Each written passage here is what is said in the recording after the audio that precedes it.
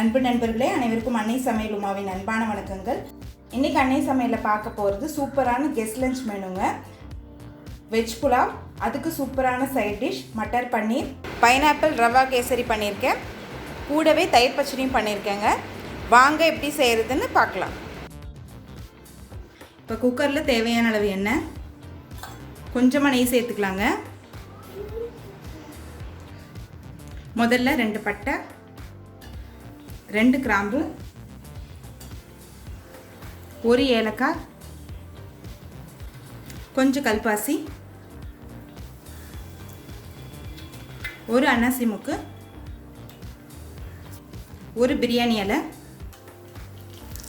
1 teaspoon சீரகம், 1 teaspoon சோம்பு,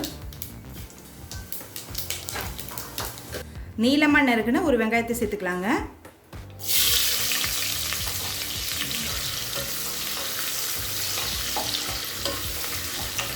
அடுத்து 4 பச்சை மிளகாய் சேர்த்துக்கலாம். 1 டீஸ்பூன் இஞ்சி பூண்டு விழுது. நம்ம காரத்துக்கு வேறு எதுவும் சேர்க்க போகிறது இல்லைங்க, பச்சை மிளகாய் மட்டும்தான். அதனால தான் 4 போட்டிருக்கேன். நீங்கள் விருப்பப்பட்டீங்கன்னா கொஞ்சம் கம்மியாக கூட போட்டுக்கலாம். இப்போ வெங்காயம் நல்லா வதங்கிடுச்சு. அடுத்து 1/4 cup carrot, 1/4 cup beans, 1/4 cup பச்சை பட்டாணி. இது கூடவே தேவையான அளவு உப்பு சேர்த்துக்கலாங்க. இப்போ எல்லா காயும் சேர்த்து நல்லா வதக்கிக்கலாம். உங்களுக்கு விருப்பமான காய்கறி கூட நீங்கள் போட்டுக்கலாங்க.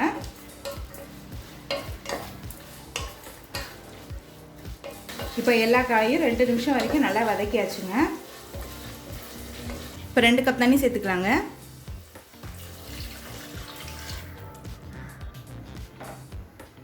இப்போ பாஸ்மதி அரிசி 20 நிமிஷம் ஊற வச்சு சேர்த்துக்கலாங்க.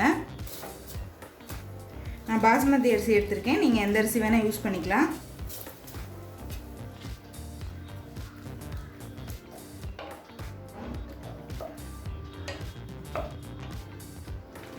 இப்போ மூடி போட்டு குக்கர்லேருந்து 2 விசில் வந்தோன்னே இறக்கி வச்சிடலாங்க.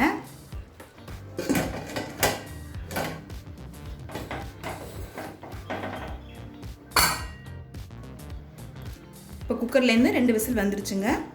வெஜ் புலாவ் எப்படி வந்திருக்குன்னு பார்க்கலாம். கொஞ்சமாக கொத்தமல்லி சேர்த்துக்கலாம்.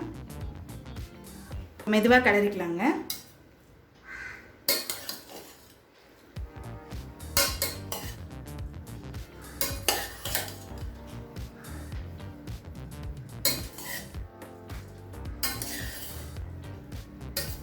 வெஜ் புலாவ் ரெடி ஆகிடுச்சுங்க. அடுத்து மட்டர் பன்னீர் எப்படி செய்கிறதுன்னு பார்க்கலாம்.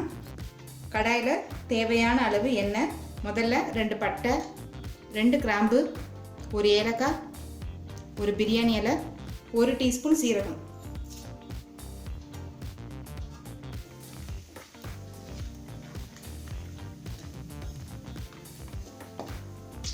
அடுத்தது 3 வெங்காயத்தை மிக்சியில் நைஸாக அரைச்சி இதில் சேர்த்துக்கலாம்.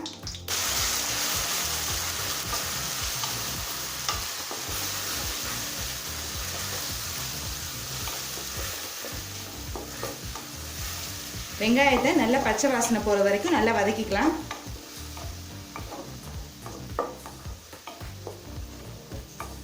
வெங்காயம் பாருங்கள் நல்ல கலர் மாறி இருக்கு. வெங்காயத்தை நல்லா வதக்கியாச்சுங்க. அடுத்தது 1 டீஸ்பூன் இஞ்சி பூண்டு விழுது,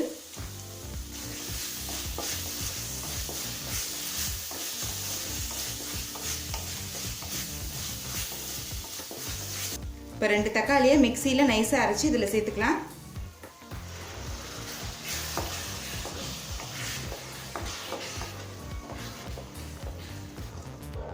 தேவையான அளவு உப்பு,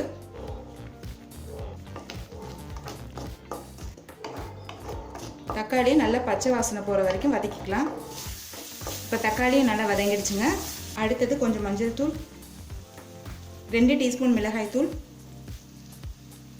1 டீஸ்பூன் தனியாத்தூள், 1 டீஸ்பூன் கரம் மசாலா. இது எல்லாத்தையும் நல்லா வதக்கிக்கலாங்க. 1 நிமிஷம் வரைக்கும் வதக்கிக்கலாங்க.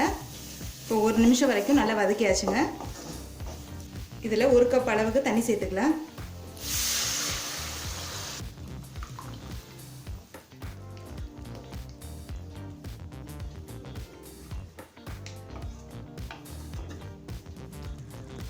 வேக வச்ச பட்டாணி 1 கப் இதில் சேர்த்துக்கலாம்.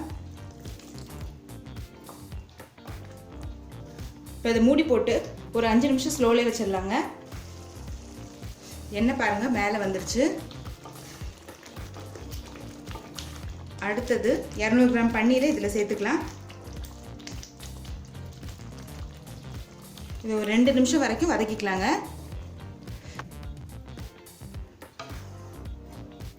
அடுத்தது 10 முந்திரியை மிக்சியில் நைஸாக அரைச்சி இதில் சேர்த்துக்கலாம்.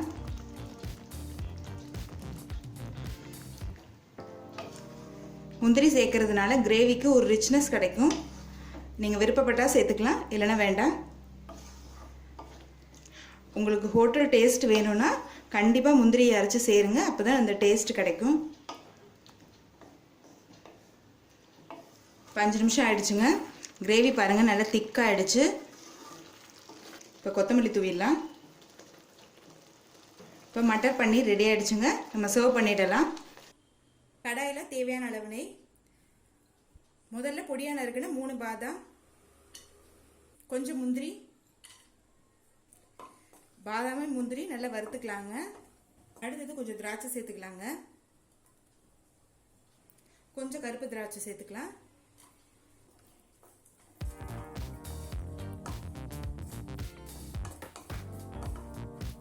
இது எல்லாத்தையும் வறுத்தாச்சு. இதை எடுத்து தனியாக வச்சுக்கலாம். இப்போ அதே கடாயில் 1/2 கப் ரவையை சேர்த்துக்கலாம்.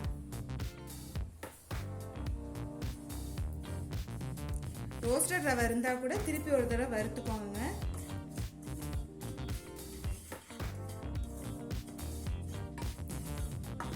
இப்போ ரவையை நல்லா வறுத்தாச்சுங்க. இப்போ இதை எடுத்து தனியாக வச்சுக்கலாம். இப்போ அடுத்தது 1/2 கப் பைனாப்பிள் சேர்த்துக்கலாம். பைனாப்பிள் நல்லா பழுத்து இருக்கணுங்க, அப்போ தான் கேசரி டேஸ்ட் நல்லாயிருக்கும். அடுத்தது 2/2 கப் தண்ணி சேர்த்துக்கலாம்.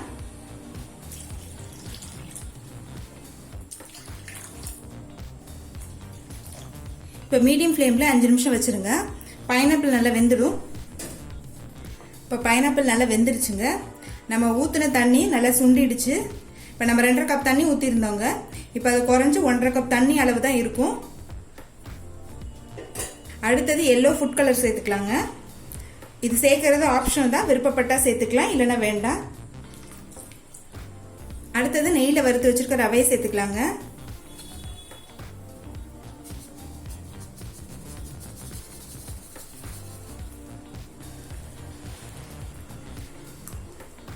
கட்டி விழாமல் கிளறிக்கிட்டே இருங்க.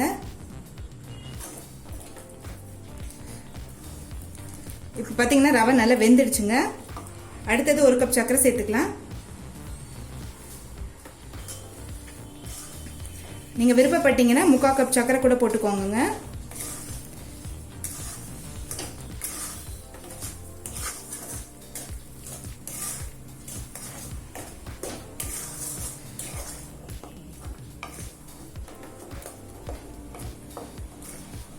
இப்போ நெய்யில் வறுத்து வச்சிருக்க பாதாம், முந்திரி, திராட்சை இதில் சேர்த்துக்கலாம். இது கூடவே கொஞ்சம் நெய் சேர்த்துக்கலாங்க. நல்லா மிக்ஸ் பண்ணி விட்டுருங்க.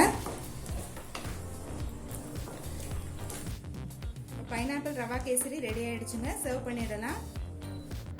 இப்போ சுவையான வெஜ் புலாவ் ரெடி ஆயிடுச்சுங்க. அதுக்கு சூப்பரான சைட் டிஷ் மட்டர் பன்னீரும் ரெடி ஆயிடுச்சு. பைனாப்பிள் ரவா கேசரி ரெடி ஆயிடுச்சுங்க. ரெசிபியை ட்ரை பண்ணி பாருங்கள், கண்டிப்பாக உங்களுக்கே பிடிக்கும். ரெசிபி பிடிச்சிருந்ததுன்னா வீடியோவை லைக் பண்ணுங்கள், கமெண்ட் பண்ணுங்கள், ஷேர் பண்ணுங்கள். இது வரைக்கும் அன்னை சமையல் சேனலை சப்ஸ்கிரைப் பண்ணலன்னா சப்ஸ்கிரைப் பண்ணுங்கள். தேங்க்யூ.